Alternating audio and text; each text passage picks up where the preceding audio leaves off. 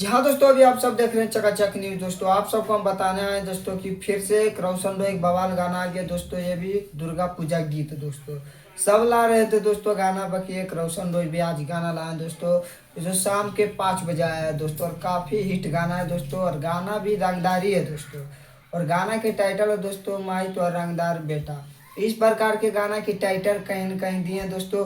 और गाने सुनिएगा दोस्तों तो रंगदारी लगेगा दोस्तों, क्योंकि रंगदारी गाना लाए हैं दोस्तों। और ये इनका रंगदारी गाना बैक टू बैक आ रहा है दोस्तों। आप सबको हम ये भी बता देते दोस्तों कि रोशन रॉय इंटरटेनमेंट पर जाकर आप सब सुन सकते हैं दोस्तों। अभी इनका ऑडियो आया है दोस्तों, अभी वीडियो आने में इनका टाइम लगेगा दोस्तों। तो आप सब जाके रोशन रॉय इंटरटेनमेंट पर देख सकते हैं दोस्तों। और आप सबको हम ये भी बता देते दोस्तों कि ये गाना वीडियो 2 दिन के बाद आने वाला है दोस्तों सोशल मीडिया पर दोस्तों। और बात करें दोस्तों तो म्यूजिक पप्पू भाई दिए हैं दोस्तों, मिक्सिंग अंकित अहिर किए हैं दोस्तों।